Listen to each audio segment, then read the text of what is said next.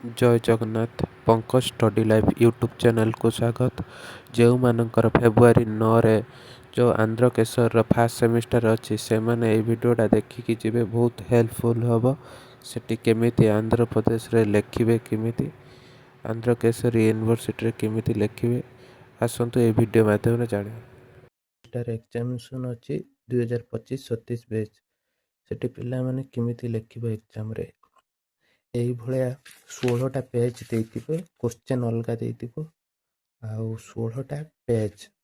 बा 16टा पेज बा एपट सेपट मिसिले 32टा होची पाख 16टा पेज एपट सेपट पाख मिसिले 32 अति कम 28 रु 30टा पेज लिखिबे केमिति लिखिबे मु कहूची। फास्ट है आमर ये जो फिलोसफी आ चाइल्ड डेवलपमेंट पेडागोजी आउ आईसीटी ए तीनटा होची आर्ट्स साइंस कॉमर्स कर समान आउ जो दीटा होची social study pedagogy English pedagogy ये होची आर्ट्स छुआंकरे आ साइंस छुआंकरे तांकर मैथमेटिक पेडागोजी ताकर फिजिकल साइंस पेडागोजी हला अलगा अलगा मु आर्ट्स बैकग्राउंड बोली मु आर्ट्स विषय कहूची लेखिबा पैटर्न समस्त समान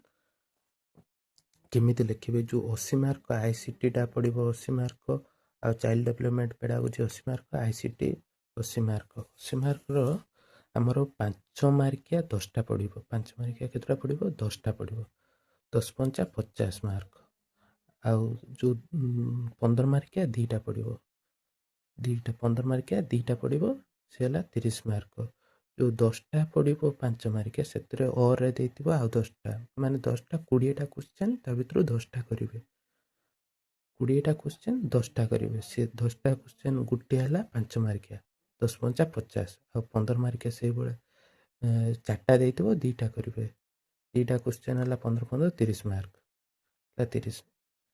मार्क 80 मार्क टोटाली ये से बळे आईसीटी भी से बळे चाइल्ड डेवलपमेंट से पैटर्न ले समस्तंकर से बळे मार्क क्वेश्चन सब आसो लिखिए केमिति फास्ट क्वेश्चन टा लिखिदेवे जो आंसर पेपर दिया क्वेश्चन टा को लिखिदेवे लिखिदे कि ता विषय किछि लिखिबे सपोज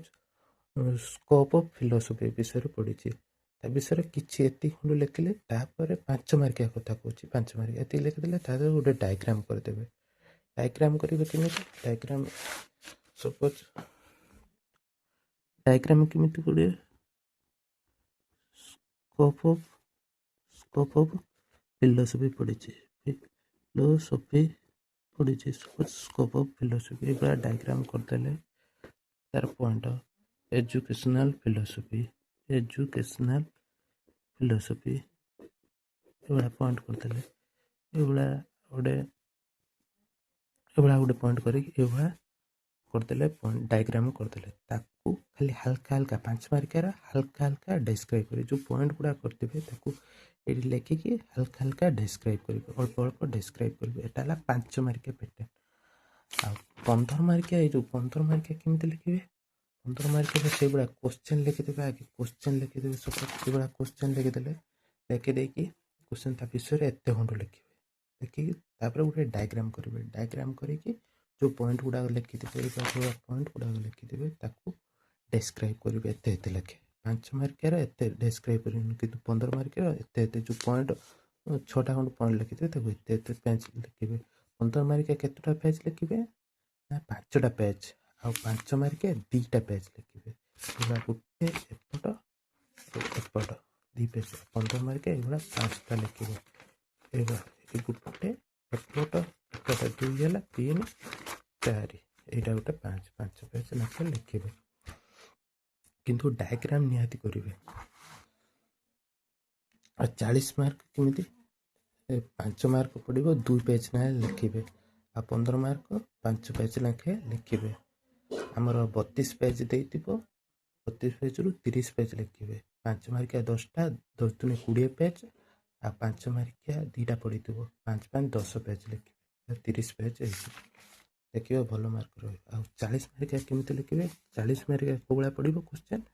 ना 5टा हला 5 मार्किया पड़िबो 5 5 25 15 मार्किया गुटे जो 5 मार्किया 5टा पड़िबो ता देरे और 5टा देथिबो 10टा क्वेश्चन देथिबो ଆଉ 5ଟା କରିବେ। ସେ ଗୋଟେ କ୍ୱେଶ୍ଚନ୍ ହେଲା 5 ମାର୍କ 25 ମାର୍କ, ସେଇଭଳିଆ 15 ମାର୍କ 2ଟା ଦେଇଥିବ, ଗୋଟେ କରିବେ ସେ ହେଲା 15 ମାର୍କ ବା 40 ମାର୍କ। ସିଏ ସେଇ ପ୍ୟାଟର୍ନରେ ଲେଖିବେ, ଯେଉଁଭଳିଆ 5 ମାର୍କିଆ କହିଲି ଫାଷ୍ଟ କ୍ୱେଶ୍ଚନ୍ ଲେଖିଦେବେ, ତାପରେ ସେ ବିଷୟରେ ଅଳ୍ପ କିଛି ଲେଖିବେ, ତାପରେ ଡାଇଗ୍ରାମ୍ କରିଦେବେ, ତାକୁ ଏକ୍ସପ୍ଲେନ୍ ଅଳ୍ପ ଅଳ୍ପ କରିବେ। 5 ମାର୍କିଆରେ ଯେଉଁ ପଏଣ୍ଟ ଗୁଡ଼ା ଲେଖିଦେବେ ତାକୁ ଅଳ୍ପ ଅଳ୍ପ, କିନ୍ତୁ 15 ମାର୍କିଆରେ ତାକୁ ଅଧିକା ଡେସ୍କ୍ରାଇବ୍ କରିବେ, ଏତେ ଏତେ ତାଙ୍କେ ଡେସ୍କ୍ରାଇବ୍ କରିବେ ପଏଣ୍ଟ ଗୁଡ଼ାକୁ। ଏ ଯେଉଁ ଏଜୁକେସନ୍ ଫିଲୋସଫି ତାକୁ ଏଇଠି ହେଡ଼ିଙ୍ଗ ଦେଇଦେବେ ଏଜୁକେସନ୍, ଏଗୁଡ଼ା ଦେଇକି ହେଡ଼ିଙ୍ଗ ଦେଇକି ତା ଦେହରେ କିଛି ଲେଖିବେ, ଭଲ ମାର୍କ ରହିବ। ଜୟ ଜଗନ୍ନାଥ, ରହୁଛି।